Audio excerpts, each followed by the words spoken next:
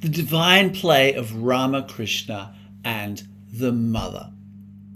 Now, there's a persistent and rather tiresome myth in our modern world that the spiritual life is a matter of grim determination, a sort of moral calisthenics, if you will, where you kind of pull yourself up by your own metaphysical bootstraps until you reach a state of permanent but kind of plastic serenity.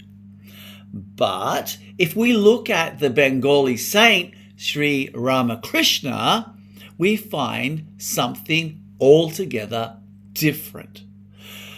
We find a man who didn't just meditate in the way we usually think of it, sitting cross-legged and trying to suppress the desire for a ham sandwich.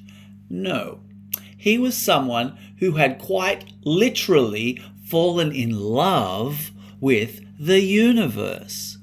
You see, Ramakrishna's relationship with the Divine Mother, Kali, wasn't a belief system. It was a scandal.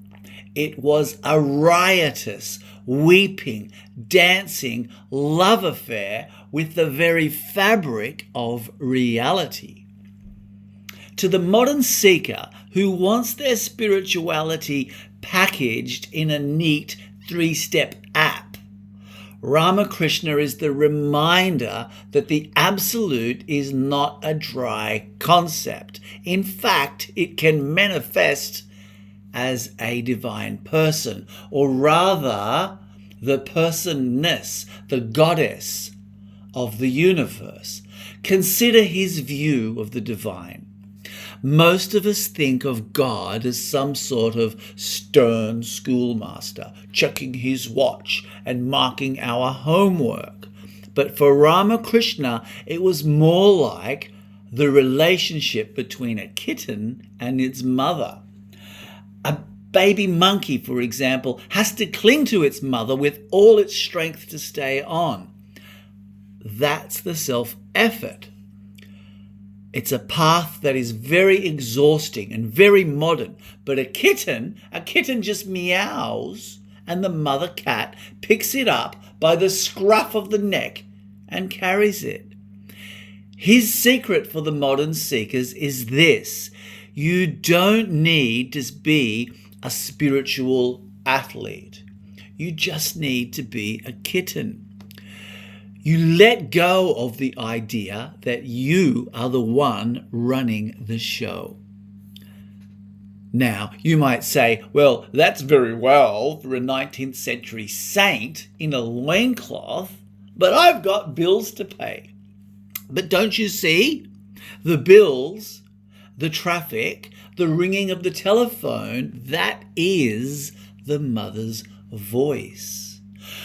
Ramakrishna's awakening wasn't a retreat into a cave.